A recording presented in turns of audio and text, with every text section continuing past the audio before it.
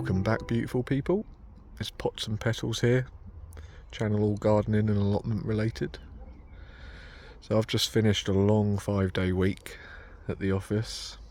First 5 days in, what, 3 weeks? Because we've had a couple of bank holidays, so a bit of a slog. But we're here now, and we've got a beautiful Friday evening. So I thought I'd pop down and get some of the tomatoes in the polyhouse. So down here, these are all my tomatoes. I think we've got some cucumbers and peppers in there as well. But what I'm going to do is get one variety of each and put them in the polyhouse, and then I'm going to put the other one outside, and I just want to see what tomatoes do better and see if there's any surprises. So that's the plan for this evening. I need to do my cucumber supports tomorrow. I'll do that tomorrow and get the cucumbers and peppers in. But I thought we've already got the tomato stakes in, so let's just get it done. So I'll take you through what I do when I'm planting up my tomatoes and give you a few helpful tips. So let's head over there, boom, to the polyhouse and see what we can get in the ground. Come on guys, let's get cracking. One quick thing I did forget to mention is look at your weather before you start planting your tomato plants out, please. Last thing I want is for you guys to start planting everything out and you're still due some really cold weather or a frost, because your tomatoes will not like it. So depending on where you are, please look at the weather forecast, make sure you've got some warm nights ahead of you before you start doing this. So yeah, I just wanted to warn you before we continue in the video. Ta. Okay, so these are the plants that I've decided to plant in the polyhouse. So this year we have got One Gardener's Delight, a Red Alert, Alicante, Modus, Roma, they're both plum, Sweet Million, Honeycomb, Moneymaker. I've got one in there that hasn't got a label, and then I'm going with 2 black cherries and 2 golden sunrise, just because they're brand new to me and I really want to get a good harvest on them. So I did actually pop to the carb boot at the weekend, and I will just show you quickly the difference in plants. So for example, let's make these right out of the way. So this is a car boot, bought one, and the thickness and the sturdiness of this plant is a lot better to when you look at, for example, this. Now this is quite a lanky, skinny stem, falling all over the place, so nowhere near as sturdy as one of these. So this cost me about £2, this cost me 50p.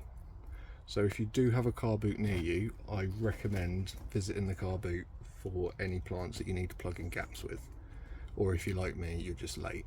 So yeah, that's a recommendation. Get down to your local car boot, but don't worry too much if you have got a spindly specimen like this, because it doesn't matter too much. I'll show you what to do next, but yeah, you haven't got to worry if yours are a little bit on the lanky side. So what I'll do is we'll plant this one up, just because it's a good example of what you need to do, and yeah, we'll take it from there. So let's get this guy in the ground. Okay, so we're going to get this little guy into the ground. This is a Sweet Million.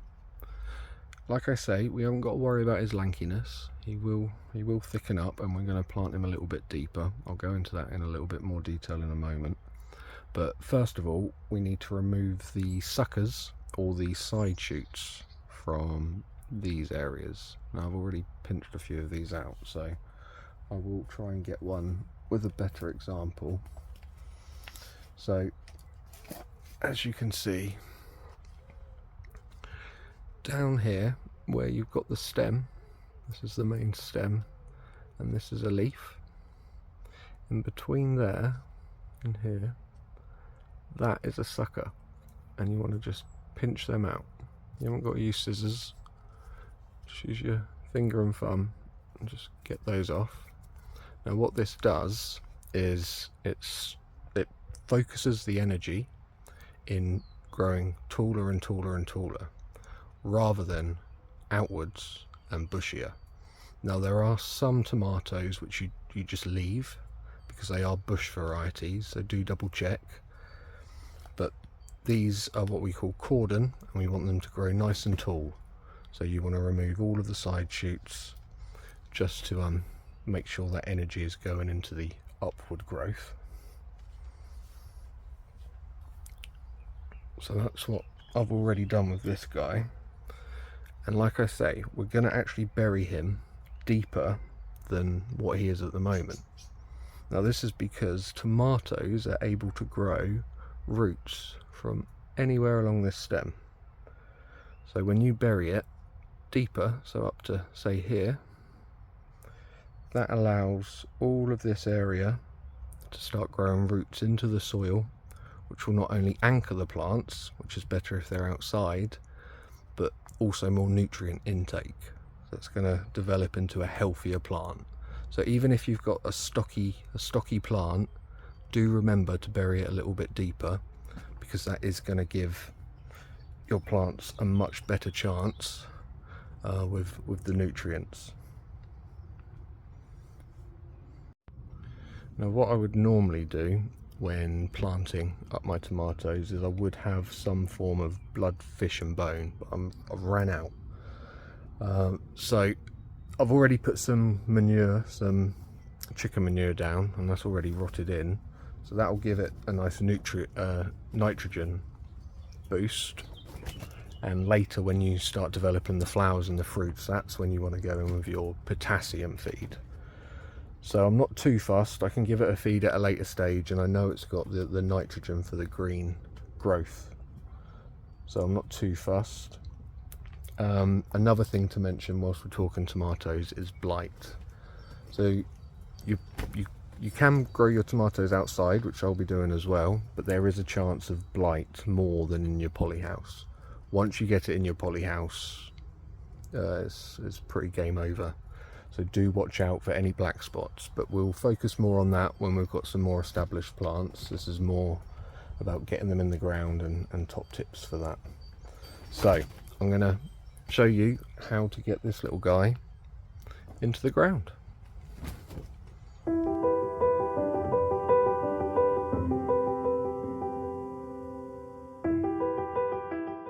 Now what I'm going to do is, because this leaf is going to be quite close to the ground, when I water it, that's likely going to rot off anyway. So all I'm going to do is just give it a little snip, because we don't want that rotting the stem off. So I've got a nice deep hole here,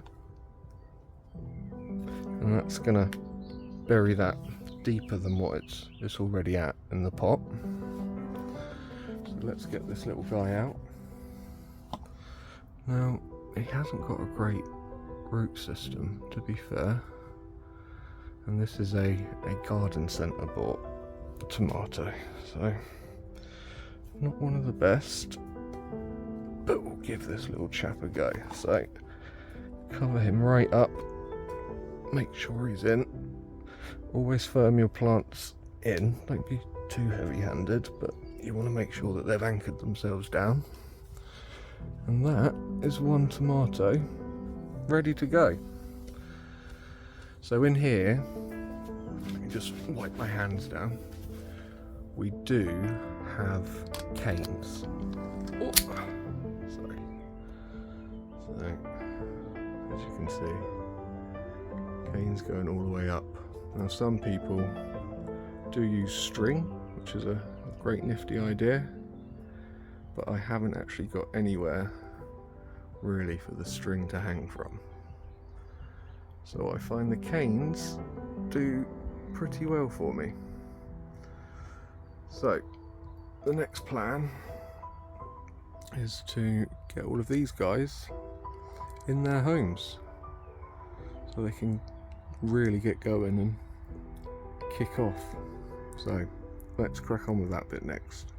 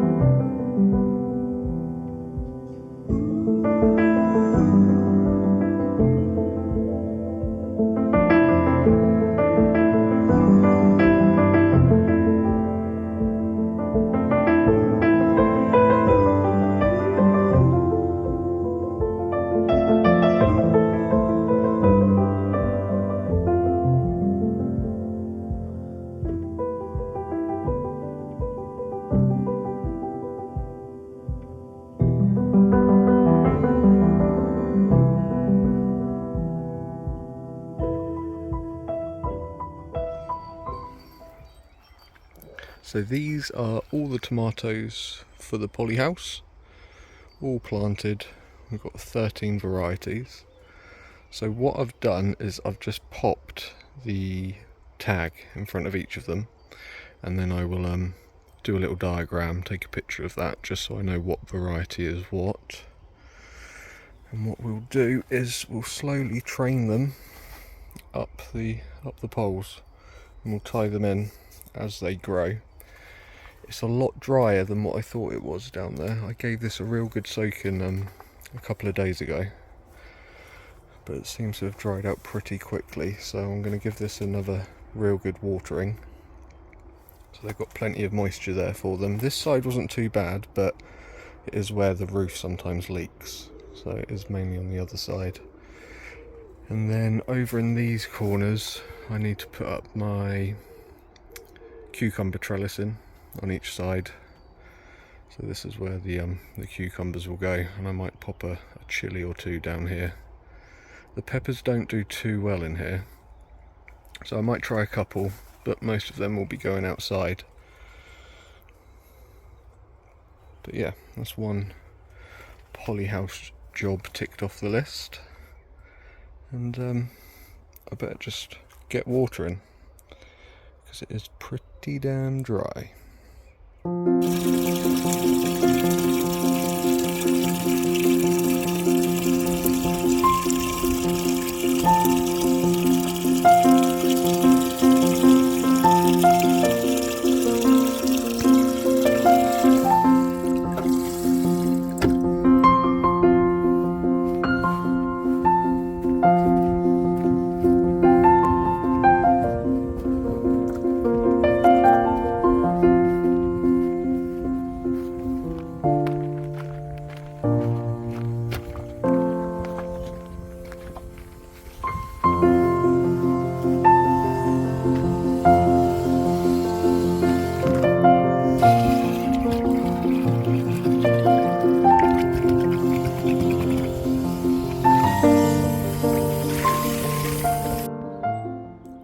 It's been pretty warm in here, so no wonder why the ground is dry.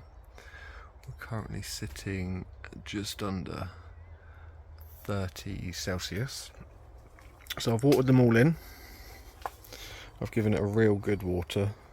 I've had about 4 watering cans on each side, so that should dampen the soil enough. I will be down tomorrow, so I will just do the finger test. So just pop your finger in the soil and you can see how damp it is. So they might need a little water in tomorrow. But yeah, that's one little job done. So tomorrow, like I say, cucumbers in both the corner there, and I need to get their supports in as well. So that's all we've got time for today, folks. Thanks for tuning in for another video. Don't forget to subscribe, like, comment and all that good stuff. And I'll see you again for another day down at the plot tomorrow. Hope you've had a lovely day, guys. And if your day's only beginning, I hope you've got a lovely day ahead of you. Take care, and I'll see you soon. Bye bye.